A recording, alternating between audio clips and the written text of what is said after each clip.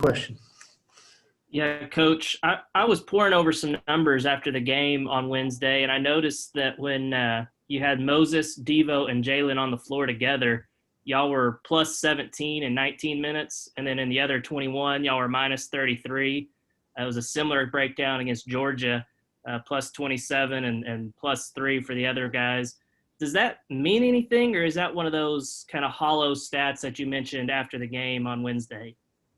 Yeah, I mean, I think number one, Hutch, you got to look at the score. When you're down 30, hopefully you and I and Bob, and hopefully we can make a little bit of a run. So when we look at the stats, whether we're up 30 or down 30, there was a point where I stopped looking at our Georgia stats and stopped looking at our LSU stats because they're hollow.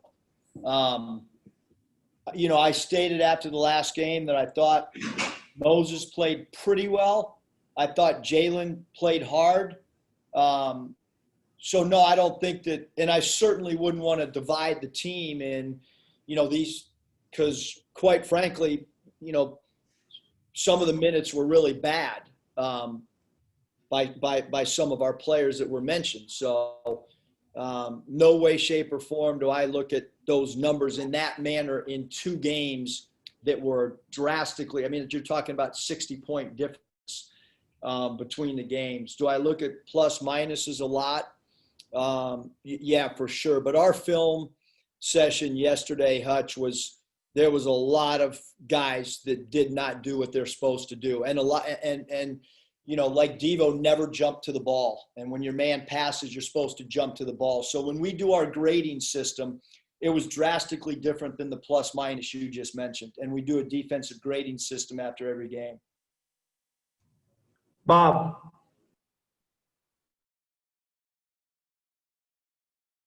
Crowds and all that stuff, but in SEC games, the road team's 15-14. Does that surprise you? What do you think of that stat? And does that give you, some extra hope going to Alabama or any road game? No, I think, Bob, it's interesting because when you study other sports, baseball, interesting stats on their home, road, in Major League Baseball, interesting stats when you look at the NFL, home and road. I think what the pandemic and playing through it has taught us is that there's more injuries during this year in all sports, for sure. And there's more wide margin of scoring gaps, more blowouts, whether it be NBA or whatever. And there's less of an advantage, a road team and home team. Having said that, do I feel more comfortable playing in Bud Walton than on the road?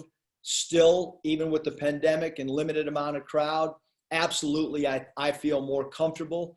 You're in your daily routine. So I think it's interesting, Bob, that the numbers are saying that across the board, that there's less of a home court advantage. But wherever we play Alabama, they're 5-0 and 10-3 on the season. So wherever we would play them would be very difficult.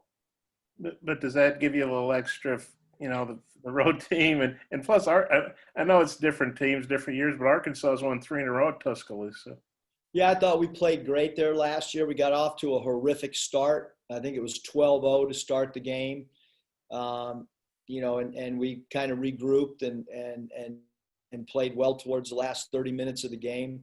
But they're a really, really, really well-coached team. They have a big-time identity of who they are, either layups or three balls. Their defense is much improved over last year. So really, really talented team. And, again, we're playing a team that's 5-0 on the road. So,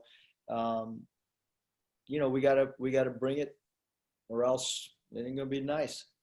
And they had a couple starters get hurt against Kentucky, Bruner and Jones. I know Bruner had surgery. I think Jones sounds like he'd be out for this game too. I'm not sure, but they still won at Kentucky by 20, even after those guys got hurt.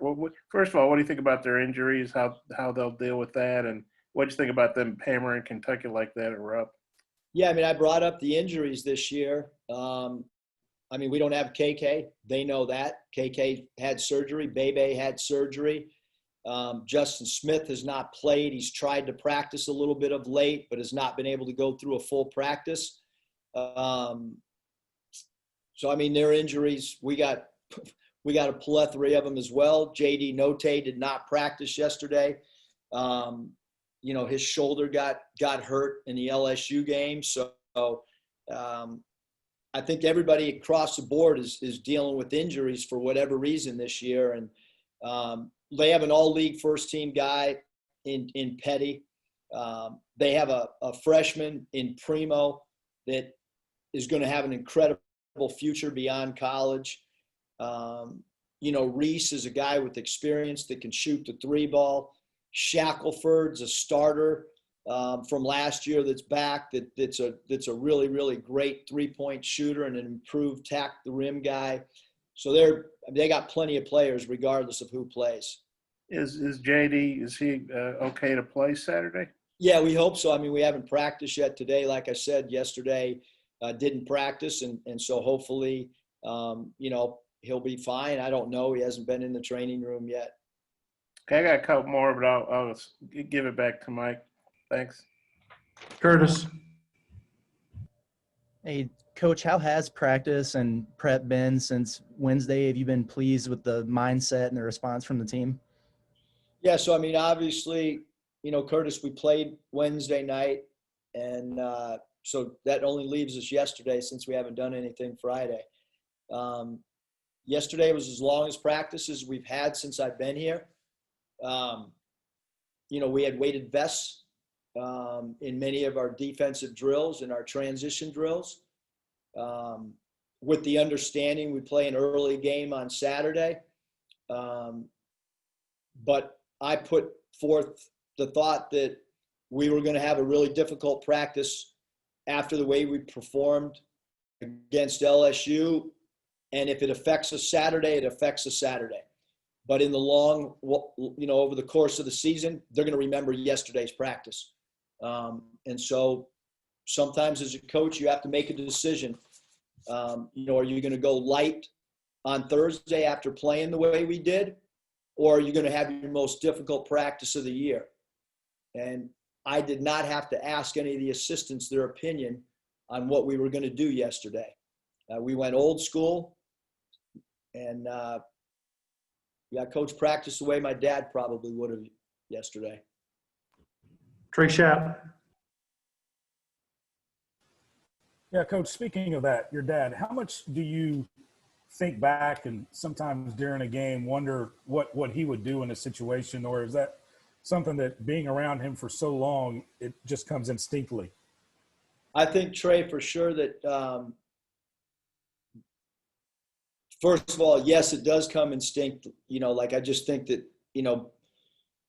being a ball boy for him and going to, after school. But I think all the coaches, like after a game, how to react with your team. I think of what Doc Rivers would do. I think about what Chuck Daly would do. I think about what Mike Fratello would do. I think about what Hubie Brown would do. And then I think about some of the assistants that I've had.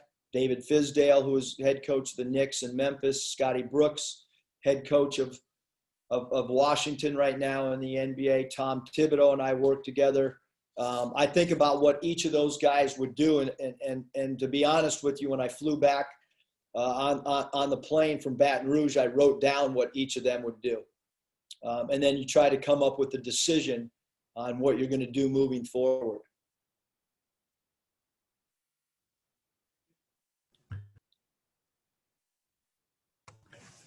Trey Biddy. Yeah, Coach, I was just wondering what you thought the Alabama's secret is to success. Is it just the balance that they have? I mean, like, nobody's stats just like jump off the page. It just seems like balance all the way across the board with them. They're really talented. I mean, Trey, they're really talented. John Petty's a guy that has been there for a while, a player that tested the waters that Avery Johnson had recruited. Herb Jones, a player that's been there. Those two guys are long. They can really defend. Petty's as good a shooter as there is. They recruited. Coach Nate Oates did a great job recruiting Primo. Did a great job recruiting a transfer in Quinterly. Shackelford's a guy that Coach Oates recruited that can really shoot the ball. They're deep. They have a style. They have an identity, and they're bought in. And so I think that, all those reasons equal success for them thus far. Nikki? Yeah, Coach, Alabama shoots more three-pointers than even you guys do. How are you feeling about your perimeter defense? And also, of your assistants, like who is it that you count on to be kind of the counterweight to your energy, especially when things aren't going well? Yeah, I mean, I think the second part of the question, Nikki, I think that all of them have their own balancing act to me. Certainly Coach Patrick knows my personality, having been around me, not just basketball wise, but he probably on staff knows me as well as anybody away from basketball. But Coach Mosier, I mean, he knows how I'm going to react to everything because we've been around each other, on staffs for so long. But and Coach Patrick is very opinionated on ways that he thinks we can do things. Coach Mosier loves to argue about anything. I mean, it could be 70 degrees and you could say it's 70 and sunny, and he would find a way to tell you there's some clouds somewhere. And Michael Musselman's great. I mean, that's who I sit next to on planes, and certainly, any of us that have children know that, your children love to disagree with you and play devil's advocate on everything. And so he's a great sounding board as well. And then I like to call other people that, after the LSU game, I've talked a lot to the Nevada baseball coach, TJ Bruce, just about, leadership, and he's a sounding board for me that maybe gives a different perspective than even guys on our own staff. What was the other question? Perimeter defense with the Alabama high frequency three-pointers. Yeah, so I would say, Nikki, that we have not defended as good as we did last year. We're not as quick laterally across the board. Not having Justin Smith has really hurt us defensively. I think that when you see a player close out and his man has the ball, and if you have a high hand up, that's what we did last year almost on every catch. I've got to continue to do a better job in getting especially our younger guys to follow the game plan on both sides of the ball. But, I mean, you can look at the numbers. We're not taking away the three like we did last year. I have not changed one bit the drills that we do. I have not changed the verbiage that I use, but we're not defending the three as well as we did last year. You guys can look at the stats, and I'm telling you that our practices, the format of them, have not changed at all. So are we concerned with the way we defend the three and the dribble drive? No question. No question whatsoever. Because it's not just the three. We're also getting blown by. And so we've got to do a better job defending the three and taking away the dribble drive. Last year's group was awesome at taking away the three, and we kind of knew that we would give up some dribble drives. But right now we're giving up threes and dribble drives. That's what happens when you play LSU. When you do that. Bob? Yeah, Eric, you said a minute ago that you had the longest practice of the year. Do you know how long it was yesterday? How long you guys went? No, film was pretty long. It was long. I can tell you that. Okay. And It wasn't the longest of this year. It was the longest in a while. Going back to Nevada days? Yeah, longer than any time last year. Okay. And then you mentioned the injuries this year. You think that's just a byproduct of less off-season work because of the pandemic, or what do you attribute that to? Bob, I really don't know. I mean, again, I love watching other sports and love watching professional sports. It's across the board. I mean, every team we play, there's something there. So I don't really know because I'm not educated enough to figure it out. But I mean, I'm not making it up. Somebody can do some statistics on it, and I'm sure that my educated guess would be fairly accurate. That'd probably be a good assignment for Andrew. but you said you had a long film session. A lot of guys didn't do what they were supposed to do, what they've been coached to do. Did you feel like that was a productive film session that you got through to guys? Yeah, I mean, I think that we still got a lot of basketball to play, and this year at this time, we were still learning a system, and we got a lot of new guys, and so there's a lot of ball to be played. The LSU game is not the end of the season. We have to learn from it, and quite frankly, we got younger guys that got to learn from it as well. When you play a game and you win by 30, there's no carryover.